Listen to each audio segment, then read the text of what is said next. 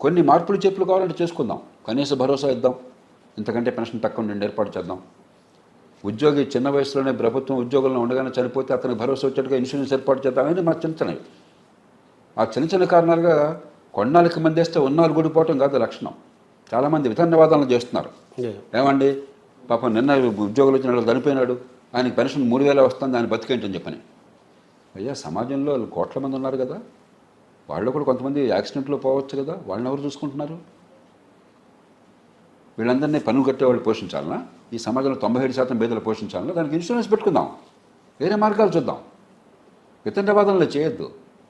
దేశభక్తి అంటే దేశమాతను గురించి వర్ణన చేసి జాతీయ పతాకానికి సల్యూట్ చేయడం కాదు, దేశ ప్రజలంటే ప్రేమ చూపెట్టడం. గురజాడ గారు అందుకే అన్నాడు, దేశం అంటే మట్టి కాదు, దేశం అంటే మనుషులే. మనుషుల జీవితాలను నాశనం చేస్తూ దేశాన్ని గురించి తగ భక్తి ప్రదర్శిస్తే ఉపయోగం ఏంటి? కాబట్టి నిన్న ఎన్నికతో ఆ ఉత్తర రాష్ట్రాల్లో ఎన్నికతో ఆ 3 రాష్ట్రాల్లో కూడా ప్రకటించారు. గతంలో ఆ హామీతోనే మీకు రాజస్థాన్లోనూ ఛత్తీస్గఢ్లో నెగ్గారు, మధ్యప్రదేశ్లో గట్టిగా హామీ ఇచ్చారు. 3 రాష్ట్రాల్లో అది వెనక్కి వెళ్ళిపోయింది. ఇక్కడ మనకు తెలంగాణ కావచ్చు, కర్ణాటక కావచ్చు, కాంగ్రెస్ పార్టీ కొద్దిపాటి ఈ దేశాన్ని నిర్మాణం చేసిన పార్టీ, స్వతంత్రాన్ని తెచ్చిన పార్టీ, పొరపాట్లు చేసినా కూడా ఆర్థిక సంస్కరణ నరసింహ నాయకత్వంలో తీసుకొచ్చిన పార్టీ, కొంత సంయమనాన్ని పాటిస్తున్న నమ్మకం ఉన్న పార్టీ. అలాంటి పార్టీ అధికారం మీద ఆశతో ప్రజల జీవితాలను పూర్తిగా బలి తీసుకునే ప్రయత్నం చేస్తే చరిత్ర క్షమించదు. చరిత్ర సంగతి తర్వాత చూద్దాం, దేశం సర్వనాశనం అవుతుంది. అంటే కేంద్ర సహకారం ఏ విధంగా ఉంటుందంటారు సార్ ఇప్పుడు వీళ్ళు ఇది హామీల అమల్లో? మన దేశంలో రాజకీయం గురించి మనం మాట్లాడతాం కానీ కేంద్ర సహకారం వాడు ప్రత్యేకంగా మనకు మెహర్బానీ చేయక్కర్లేదు. మనకి చాలా బలమైనటువంటి ఏర్పాట్లు ఉన్నాయి. ఆర్థిక సంఘం అన్నది, ఆర్థిక సంఘం నిర్దేశిస్తుంది ఏ రాష్ట్రానికి ఎప్పుడు ఎంత కేటాయిస్తారని చెప్పని. అలాగే కేంద్ర ప్రతిపాదిత పథకాలు ఉన్నాయి. ఆ పథకాలు ఒక ఫార్ములా ప్రకారం ప్రతి రాష్ట్రానికి వచ్చేస్తాయి. ఎంప్లాయ్మెంట్ గ్యారంటీ యాక్ట్ ఉంది. నిజంగా తెలుగునాట అతి ఎక్కువ డబ్బు మనం ఖర్చు పెడుతున్నాం చాలా కాలం పాటు. నిజంగా అందరికంటే పేద రాష్ట్రాలు కాదు, మనం సమర్థంగా చాకచక్యం చేసుకుంటున్నాం. అలాగే మిగతా ఉన్నాయి. అంచేత కొద్దిగా పక్షపాతం ఉంటుంది. ఉదాహరణ ముఖ్యమంత్రి గారు ఉన్నాడు, ఆయన జైల్లోకి ఎక్కువ చేసుకుంటాడుగా, వాళ్ళ అధికారం ఉన్న ఆయన నియోజకవర్గానికి ఎక్కువ చేస్తున్నట్టుగా ప్రధానమంత్రి గారు అడుగు కొంచెం కొద్దిగా ముగ్గురు చూపెట్టి ప్రయత్నం చేస్తారు. ఒక మంత్రి గారు ఉన్నాడు ఏదో శాఖలో, ఏ రాష్ట్రం అంటే ఆ రాష్ట్రాన్ని కొంచెం ఎక్కువ చేస్తారు. కానీ అంతే చిన్న చిన్నవి అవన్నీ. మౌలికంగా ఈ దేశంలో ఊరికే మనమంతా కూడా పెద్దాన్ని కూడా చర్చ చేయడమే తప్ప ఏ పార్టీ జాతీయ స్థాయి అధికారం ఉన్నా, కాంగ్రెస్ ఉన్నా, బీజేపీ ఉన్నా, ఇతరులు ఉన్నా కూడా ఒక ఫార్ములా ప్రకారం రాష్ట్రాలకు వనరులు పెడతాయి తప్ప మీరేదో కోరగానే అదనంగా ఒక 50,000 కోట్లు వచ్చేది లేదు, మీరు వ్యతిరేకమైతే 50,000 కోట్లు ఆపేది లేదు. అంటే ఆ వ్యవస్థల ప్రకారం సహజంగా జరిగిపోతుంది. కొంత ఒక 5% కొంచెం మనం కూడా జాగ్రత్తగా మంచి మాటలతో కొన్ని చేసుకోవాలి. రోజు అనవసరంగా తగువ పెట్టుకోకుండా. తమిళనాడు వాళ్ళు కొంచెం చాకచక్యంగా అలా చేసుకుంటారు, కొత్తగా కూడా అలా చేసుకునేవారు. కొత్తగా తెలంగాణలో అధికారంలోకి వచ్చే కాంగ్రెస్ పార్టీ వాళ్ళకి మీరు ఇచ్చే సూచనలు, సలహాలు, హెచ్చరికలు ఏంటి సార్? మొట్టమొదటిది ఆర్థికంగా మీరు చాలా ప్రమాదకరమైన హామీలు ఇచ్చామని గుర్తించి ఎప్పటికైనా ప్రాప్తకాలజ్ఞత ప్రదర్శించి ఒక ఆచరణ సాధ్యమైనటువంటి ప్రోగ్రామ్ని మీరు తయారు చేసుకోండి. పాత పెన్షన్ పద్ధతి పక్కన పెట్టండి. ప్రజలు తిరస్కరించారు దాన్ని, దేశమంతా కూడా. నగుబాటు కాబోకండి, రాష్ట్ర భవిష్యత్తుని నాశనం చేయబోకండి. ఇక రెండోది, ఇతర ఎజెండా చాలా ఉన్నది. విద్యలో మరొక ఇంకా ఎంతో ఖర్చు పెంచుతూ ఉన్నారు. విద్యలో ఖర్చు పెంచడం కాదు కావాల్సింది, విద్య అందట్లా. మనం మోసం చేసుకుంటున్నాం విద్య అందుతోందని చెప్పని. తెలంగాణలో 25,000 కోట్ల రూపాయలు ప్రతి ఏడాది విద్య కోసం ఖర్చు పెడుతున్నాం. నేను ఘంటాపథంగా చెప్తున్నాను. ప్రభుత్వ స్కూల్కి వెళ్ళే పిల్లల్లో 100కి 80-90 మందికి కనీస పరిజ్ఞానం లేదు. గడియారం చూసి టైం చెప్పడం చేత కాదు. 14-18 ఏళ్ల వయసు వచ్చా.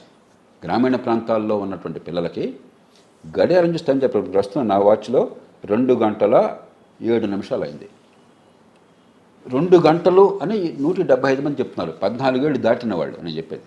చిన్న ముళ్ళు పెద్ద ముళ్ళు అని చెప్పేవాళ్ళు చిన్నప్పుడు. 2 గంటల 7 నిమిషాలు 2 గంటల 10 నిమిషాలు అన్నమాట 150 మందికి తెలియదు. 2023 సంవత్సరంలో మార్కెట్లో కూరగాయలు తూకం వేయడం చేత కాదు. మనం ఎంత ఖర్చు పెట్టాం కాదు. పిల్లలు ఏం నేర్చుకుంటున్నారంటే పేద కుటుంబంలో పుట్టిన పాపానికి, తల్లిదండ్రులకు చదువు లేని పాపానికి పేదల పిల్లలు పేదలుగా ఉండాల్సిందేనా? వాళ్ళు ఎంతకాలం బిచ్చగాళ్ళుగా ఉండి మీరు ఇచ్చే చేయి వాళ్ళు పుచ్చుకుని వచ్చే వాళ్ళు ఎదగరా? అంటే మీరు ప్రతి బిడ్డకు ఎదిగే అవకాశము, నివారించదగ్గ క్లేశాన్ని తొలగించడం అని. అది లేకపోతే ఇంకా మనకు ఎందుకు దేశం ఎందుకు? అదే ప్రజాస్వామ్యం ఏంటి? ప్రజాస్వామ్యం అంటే డ్రామాలు ఆడటమా? ఓటు ఇచ్చాము, నువ్వు బిచ్చగాడిగా ఉండి నేను దానం చేస్తానని చెప్పిన నువ్వేంటి దానం చేసేది? నీ బాబుగాడి సొమ్ము అది, ఈ ప్రజల సొమ్ము. నువ్వు చేయాల్సిన పని ప్రజలు బతుకులు బాగుపడడం కోసం మంచి విద్య. వాళ్ళు లేదు వేళ దానికి మంచి పద్ధతులు ఉన్నాయి. 80,000 రూపాయల పైచులకు ప్రతి బిడ్డ మీద తెలంగాణలో స్కూల్ విద్య ఖర్చు పెడుతున్నాం మనం. దాదాపు 90,000 రూపాయలు అవుతుంది. ఆంధ్రప్రదేశ్ 90,000 దాటింది. అది ఆలోచించకుండా ఇంకా డబ్బు ఖర్చు పెడతాము, ఓ డ్రామా. అది కాదు పరిష్కారం. పెట్టే డబ్బు సద్వినియోగం అయ్యేట్టుగా బిడ్డల విద్యా ప్రమాణాలు పెరగడం కోసం సర్వశక్తులను వడ్డాలి. అంటే నాణ్యమైన విద్య పనికొచ్చేవి. దానికి పద్ధతులు ఉన్నాయి. నిపుణులతో కూర్చోండి, నాలాంటి వాళ్ళు 100% సాయపడతాం. దానికి సాయపడడం కంటే నా జీవితంలో గొప్ప కార్యం ఇంకోటి లేదు. మంచి ఆరోగ్యం, దానికి ఖర్చు కావాలి, ఎందుకంటే పెట్టే ఖర్చు తక్కువ, కానీ సరైన రీతిలో పెట్టాలి. చాలా తేలిగ్గా 3-4 వేల కోట్లు పెడితే తెలంగాణలో ప్రతి ఒక్కళ్ళకి కూడా నచ్చిన డాక్టర్ దగ్గర మంచి వైద్యం పొందేటువంటి ప్రాథమిక వైద్యం సాధ్యం. మనకు అన్ని అవకాశాలు ఉన్నాయి. అధికార వికేంద్రీకరణ కాంగ్రెస్ పార్టీ చెప్తుంది కదా, మేమే 73-74 సవరణలు తీసుకొచ్చామని. నా దృష్టిలో అవన్నీ కూడా కంటి తిరుపు చర్యలు. ఎందుకంటే over structure and under powered. ఊరికే పెద్ద నిర్మాణం, సంస్థల నిర్మాణం చాలా గందరగోళంగా రాజ్యాంగాన్ని రాసి పారేశారు. మా పంచాయతీలో ఎలా ఎన్నుకోవాలో మీరు రాశారు. అక్కడ అధికారం లేకుండా ఉత్సవగ్రహాలుగా మార్చేశారు.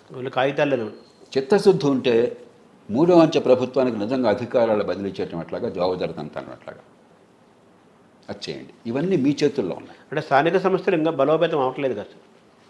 ఉత్సవగ్రహాలుగా మార్చాం. ఎలక్షన్లోనూ ఆర్భాటం చేస్తాం, డబ్బులు ఖర్చు పెడతాం అన్ని ఎలక్షన్ లాగానే. కానీ ఎందుకు కొరగాకుండా చేసాం వాటిని. అది చేయండి. అది చేస్తే ప్రజలు సంతోషిస్తారు. ఇవాళ ఎన్నికల్లో ఇందాక అనుకున్నాం, అధికార కేంద్రీకరణ ప్రజలు వ్యతిరేకిస్తున్నారు. వికేంద్రీకరణ కావాలి. ఆ వికేంద్రీకరణ కేవలం క్యాబినెట్లో మంత్రులకే కాకుండా ఇంకో అంచె ప్రభుత్వానికి కూడా ఇవ్వండి. తప్పనిసరితే బెత్తం పెట్టుకోండి. గ్రామం నుంచి రాజధాని దాకా ఉండాలి. అది చేయండి. ఇక ఇది చేయడం తెలుసు కానీ ఒక ప్రయత్నం చేయండి. చట్టబద్ధ పాలన. ఇవాళ బడితోన్నవాడిదే బర్రె. మనం చూసాం. అధికారంలో ముఖ్యమంత్రి గారు ఉంటే డీజీపీ గారి దగ్గర నుంచి ఇన్స్పెక్టర్ గారి దాకా రాజుల మించిన రాజభక్తి. సలాం గులాం. అధికారం మారుతుందంటే ఇంకా అధికారం మారకుండానే ఏం జరిగిందో మనం చూసాం తెలంగాణలో. భాగవతం నేను చెప్పనక్కర్లే. అవునవును. పత్రికల్లో వచ్చింది, ఎలక్షన్ కమిషన్ ఏదో చేసింది. వాళ్ళు ఎవరు వ్యక్తుల్లో కూర్చొని మాట్లాడలా. ఎందుకు వచ్చింది ఈ పరిస్థితి? నేర పరిశోధన రాజకీయం చేతుల్లో ఉన్నది. బడితో ఉన్నవాడిదే బర్రె అయింది. ఈ దేశంలో చట్టబద్ధ పాలన లేదు, కాగితం మీద ఉందంతే. అంటే పోలీసింగ్లో కూడా సంస్కరణలు రావాలని ఎప్పటి నుంచో అంటూనే మౌలికమైన సంస్కరణలు పోలీసులో, ప్రాసిక్యూషన్లో, పద్ధతుల్లో, కోర్టుల్లో కొంతైనా ప్రయత్నం మొదలెట్టండి. మేమందరం సహకరిస్తాం, సాయం చేస్తాం. ఇవన్నీ మన చేతిలో. డబ్బు ఖర్చు పెట్టే పెద్దగా డబ్బు లేదు దీనిలో, ఖర్చు పెట్టక్కర్లేదు. ఆలోచన విధానం. కాబట్టి కేవలం తాత్కాలికమైన తాయిలే పరిపాలన అనుకోకుండా ఓ పక్కన ఆర్థిక అభివృద్ధి, మరో పక్కన పరిపాలన నమూనాన్ని మార్చి నిజమైన ప్రజాస్వామ్యాన్ని తీసుకురావడం.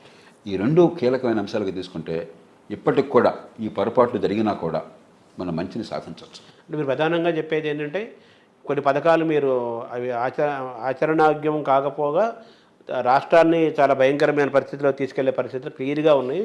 ఎక్కువ కాలం కూడా బట్ట విత్ 1 ఇయర్లోనే ఆ పరిస్థితులు వస్తాయి. కాబట్టి అటువంటి పథకాలను ఉపసంహరించుకొని ప్రజలకు క్షమాపణ చెప్తూ ప్రాక్టికల్గా మీరు ఉండండి అనేది ఒకటి. తర్వాత పెన్షన్ విధానంలో కూడా మీరు తిరిగి పునరాలోచించడం అనేది రెండవది. తర్వాత విద్యా విధానము, వైద్య రంగము, వీటిల్లో కూడా ది బెస్ట్ క్వాలిటేటివ్ సర్వీసు ఏం చేయాలి, మీలాంటి వాళ్ళని ఉపయోగించుకొని దాన్ని సద్వినియోగం చేసుకొని కూడా చెబుతున్నారు. మీరంటే కాదు, దేశంలో చాలా మంది సమర్థులు, విజ్ఞత గలవాళ్ళు ఉన్నారు. మీకు నచ్చిన వాళ్ళు, మీ పార్టీకి అనుకున్న వాళ్ళతో కూర్చోండి. ఎక్స్పర్ట్స్ ఎవరైతే దేశభక్తి కలిగిన వాళ్ళు.